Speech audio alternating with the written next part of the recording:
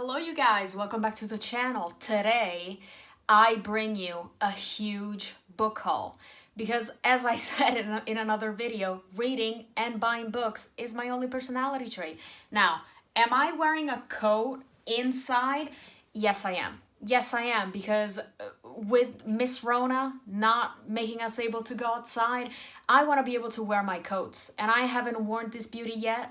So I was like, you know what, I'm gonna wear it in a YouTube video. But without further ado, I have 14 books to go through. And you guys are gonna be like, that's a lot. Yeah, I know that's a lot, but these are my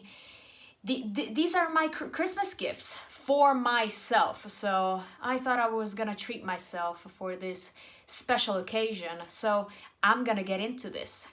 Let's go.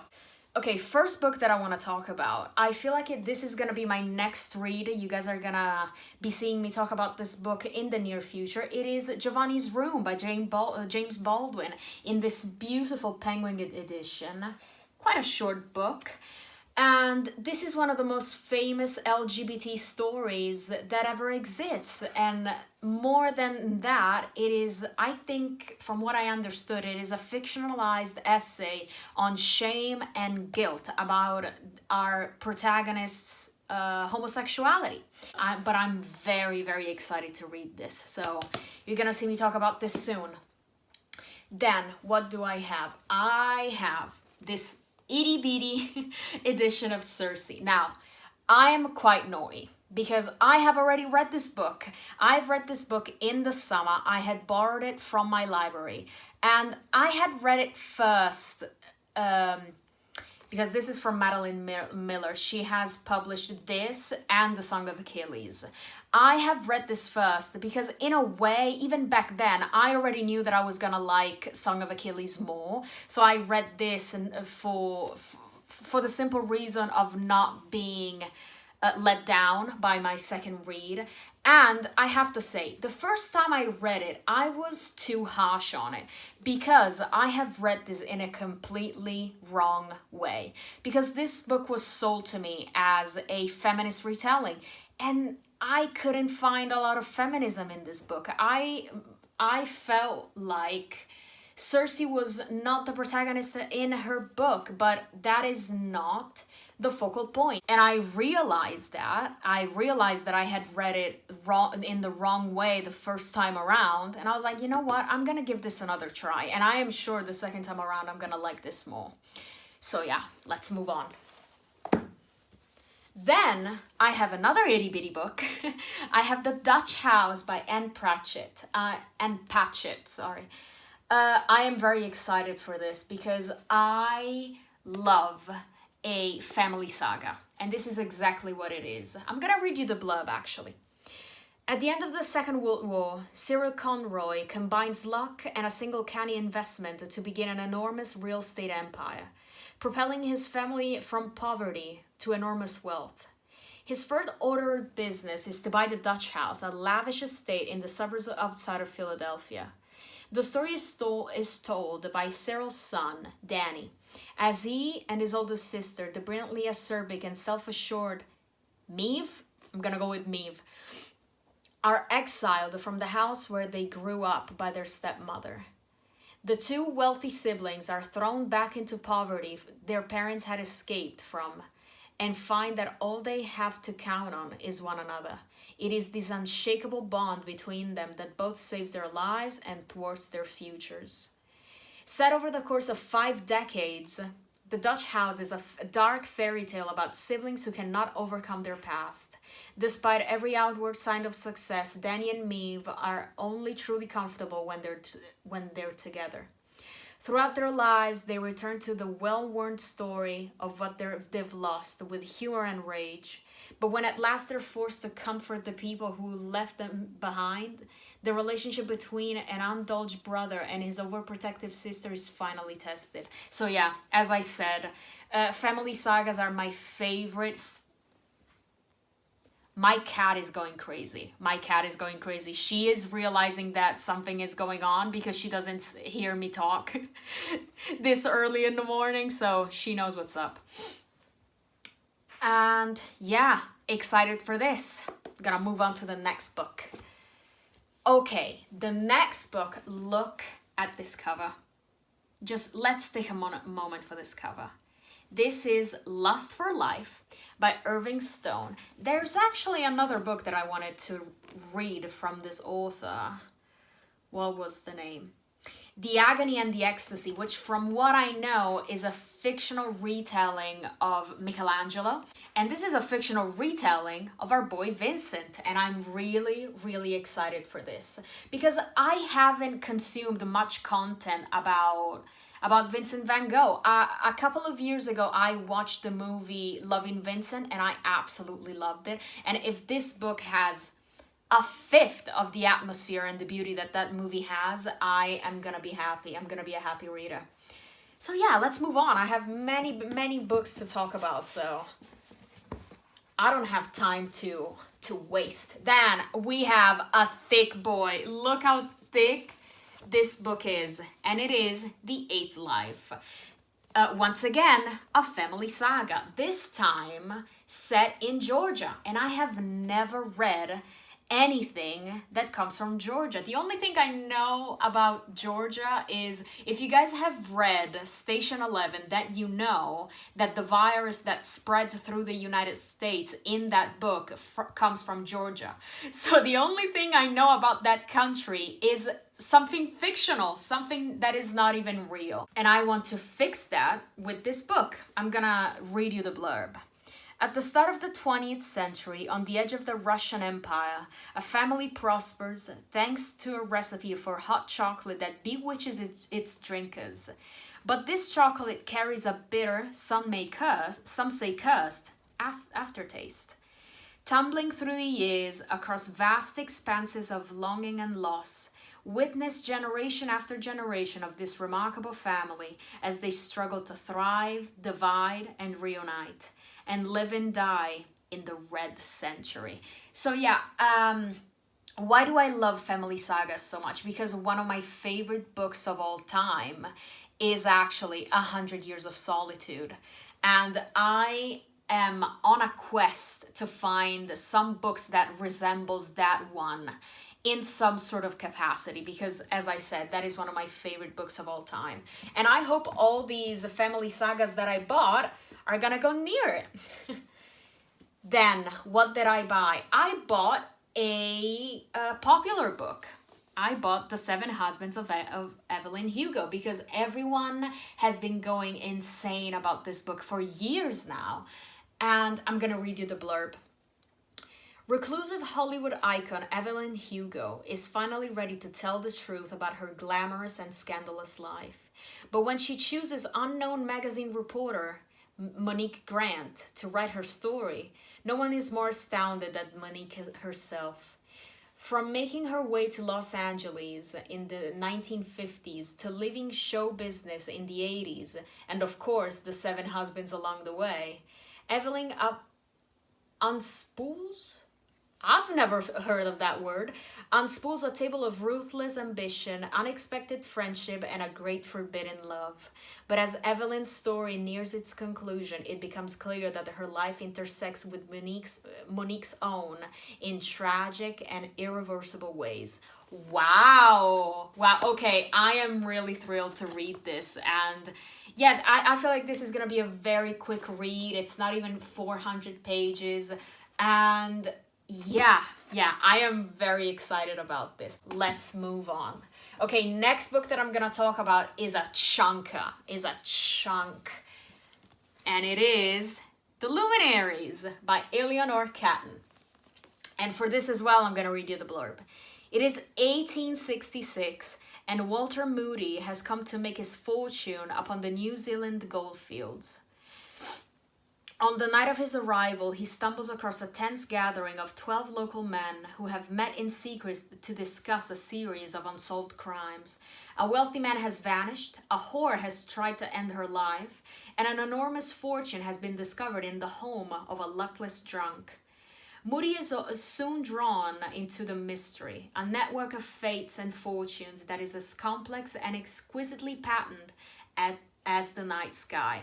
So yeah, this is an historical fiction that is set in New Zealand. And then once again, I have never read anything that comes from New Zealand or that is set in New Zealand. So I'm very, very excited about this. Also, this book deals with astrology as well. I have seen at the in the very first pages, yeah, these diagrams. And this is so interesting. This is so interesting, and I cannot wait to read this. Okay, then we have a great classic, but that I've never read. I have this wonderful edition of Jaina. Now, I already have this book in the Italian translation, and I was actually supposed to read this book for my last exam of my bachelor's degree. Did I read it? Absolutely not. I studied the Spark Notes version, which was fine, but you know, it wasn't the whole experience. And I want to spend a few words of this edition. This is the Alma Books. Yes, this is the Alma Classics edition. And these books are, I swear to God, not even, they are never more than €5 or £5. And when I bought my first edition of this, I thought, yeah, I'm buying a €5 book. I can't expect much. But this book is so well done. At the beginning of it, you have portraits. You have the house that the Bronte sisters were raised in, their schools. And then you have, who is this? Charlotte Bronte's husband. And then you have the actual book. And then at the end, you have notes. Look how many notes. Look at that.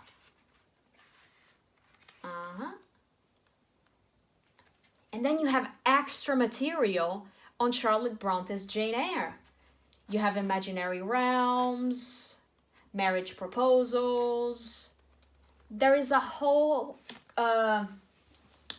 what is it called? Paratext that accompanies the book. And it's really a shame that I still haven't read this, considering how much I love Wuthering Heights.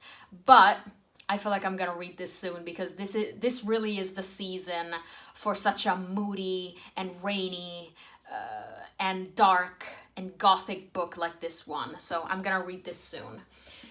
And then we have another Alma classic. We have El Don Quixote. I have no idea how to pronounce this in English, so I'm sticking with the original Spanish translation, El Don Quixote, by Miguel de Cervantes. Now, I have found out recently that if I want to read, and if y'all want to read some very entertaining classics, you either read Charles Dickens, because he's very modern in the way that he writes, or you have to read classics that are even older than the ones that were published in the 1800s. This was published in the 1600s, I think 1605. Yes, I was right. 1605 AD. And this is known to be a very comical book. I'm gonna read you the blurb. When an aging, impoverished nobleman decides to style himself as Don Quixote and embarks upon a series of daring endeavors, it is clear that his ability to distinguish between reality and the fantasy world of literary romance has broken down. His exploits turn into comic misadventures in which everyday objects are transformed into a quartersman. Of chivalry, peasant girl become princesses, and windmills are mistaken for formidable giants, leading the hero and his squire Sancho Panza into the realms of absurdity and humiliation. Can you tell that I'm getting tired? I can't read anymore. So yeah, very excited to read this as well. And we are done with the new books. Now I'm gonna go in to my used books, because I love a good used book. I love used books with all of my heart, because nothing fills my heart more than knowing that a book has been read before and loved before by someone else. And what do I have? Okay, first off, I have Born to Run by Bruce Springsteen. This was the year of rock star memoirs for me. I have read a couple about Oasis.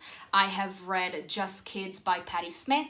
I have read No Irish, No Blacks, No Dogs by Joan Lydon. What else did I read? I think I read one more, but I can't remember it. So I couldn't not pick up this one when I saw it in my trusty used bookstore. And I have to be honest, I don't know much about Bruce Springsteen, but I hope I'm gonna find out in this book. Then, what do we have? I'm trying to go quick. I'm trying to make this quick because I'm very tired, and when I'm tired, I'm not eloquent. Asshole. Okay.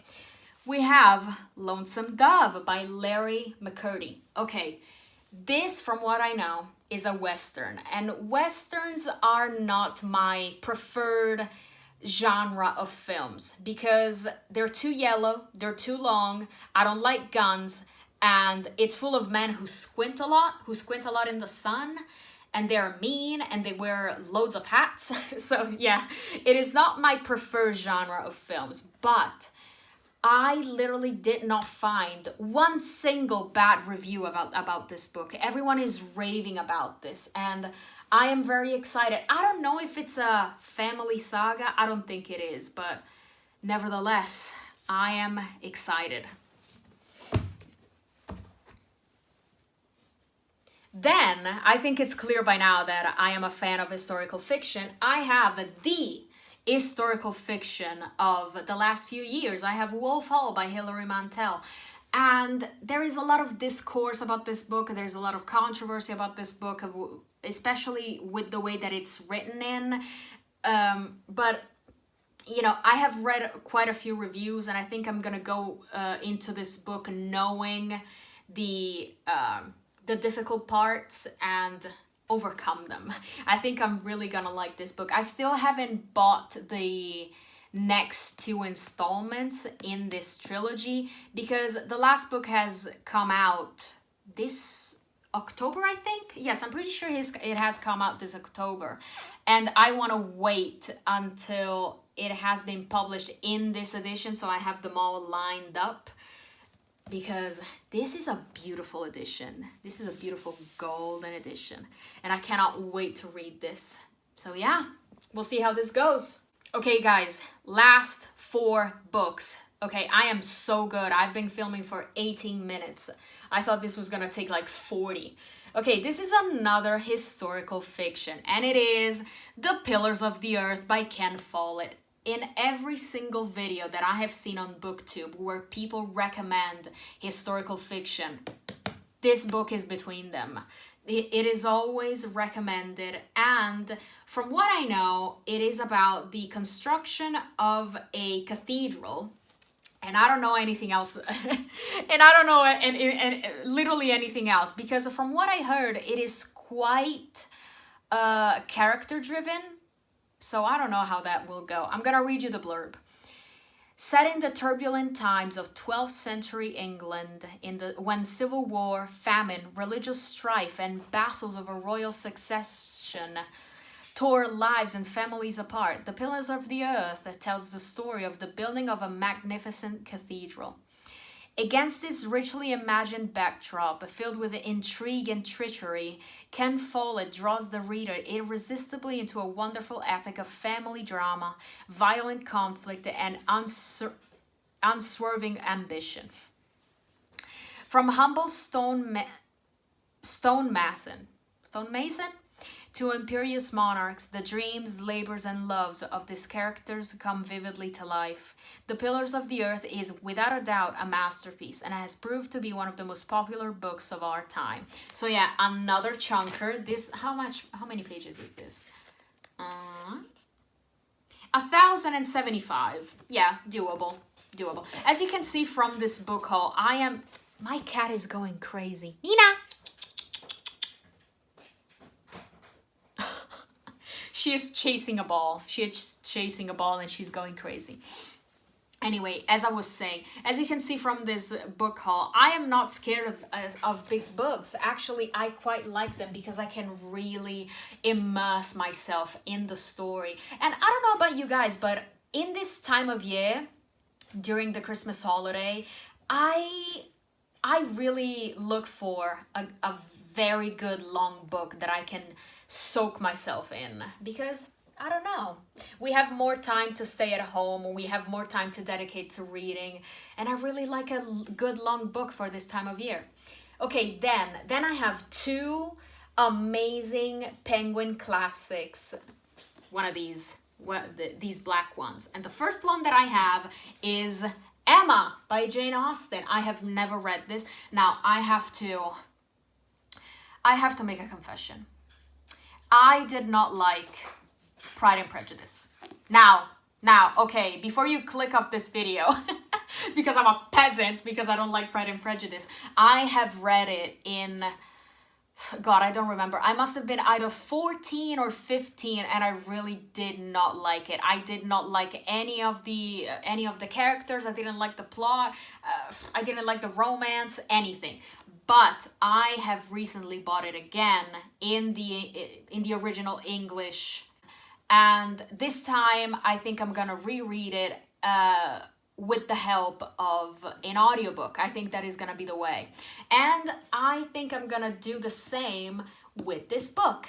Oh, so yeah, I'm very excited. Usually I am more of a Wuthering Heights and Frankenstein girl. I'm not much of an Emma and Pride and Prejudice girl, but we'll see how this goes. I prefer the gothic, if you know what I mean. Okay, then, I am so excited about this. This is another Penguin classic, and it is an Italian classic. It is The Bethrode by Alessandro Manzoni. Okay, remember in my November books when I told you that Vittorio Alfieri found himself at 27 years old feeling cheated because he still didn't know the language, because Italy at that time in the 1700s still didn't have a lingua franca that the entire nation could speak. That situation went on until this book was published. This was Italy's first historical fiction, and it was the book that unified Italy on a language point of view, because Alessandro Manzoni in this book uses the Tuscan dialect. I'm from Tuscany. And yeah, he unified Italy on the point of view of language. So this book is really revolutionary, and I'm gonna read you the blurb. Set in Lombardy, if you don't know where that is, it's in the north of Italy. It's the region where Milan is, just so you know. Set in Lombardy during the Spanish occupation in the late 1620s, The Bethrode tells the story of two young lovers, Renzo and Lucia, prevented from marrying by the petty tyrant Don Rodrigo, who desires Lucia for himself. Forced to flee, they are then cruelly separated, must face many dangers including plague, famine, and imprisonment, and confront a variety of strange characters, the mysterious nun of Monza, the fiery Father Cristoforo, and the sinister Unnamed. In their struggle to be reunited, a vigorous portrayal of enduring passion, The Bethrode's exploration of love, power, and faith presents a whirling panorama of 17th century Italian life and is one of the greatest European historical novels. Yeah, so yeah, I'm very excited to read this. Now, I know what you're thinking, Linda, why are you reading an Italian classic in an English translation? But I have found this book for €6 and I could not leave it behind. Look how loved it is. Look at the spine. Look at this. I love this. So yeah. And then, you guys, we have come to the last book. The last book that I want to talk to you about is The Fatal Shore by Robert Hughes. This is the only nonfiction that I have in this stack. Now, I have written my bachelor's degree dissertation on the Shirley by Darcy Nyland. If you're Australian, you know what I mean. And I concentrated my second chapter of my dissertation talking about the history of Australia. simply because I had never studied it, because in Italy we don't care about Australia. And one book that was always recommended to me while studying that piece of history and piece of geography was this one. But then again, it is almost 700 pages, and you don't need to make that kind of effort for a bachelor's degree dissertation. So I always put it back. And then I found it at my beloved used bookstore for only €3. And I thought, yeah, this is a sign. I have to buy it and I have to read it to finally know what I was missing. And I'm gonna read you the blurb for one last time. An epic description of the brutal transportation of men, women, and children out of Georgian Britain into a horrific penal system, which was to be the precursor to the Gulag and was the origin of Australia. The Fatal Shore is the prize-winning, scholarly, brilliantly entertaining narrative that has given its true history to Australia. So yeah, oh my god, you guys, I cannot believe that I went through all these books in such a short period of time. So yeah, I hope you like this book. I hope you're treating yourself during this period. I hope you're having an amazing Christmas. I hope you're having an amazing Hanukkah, whatever you're celebrating. And I will see you probably with a reading vlog, my very first one. I'm very excited. So yeah, you will see me talk about these books in the near future. And toodaloo.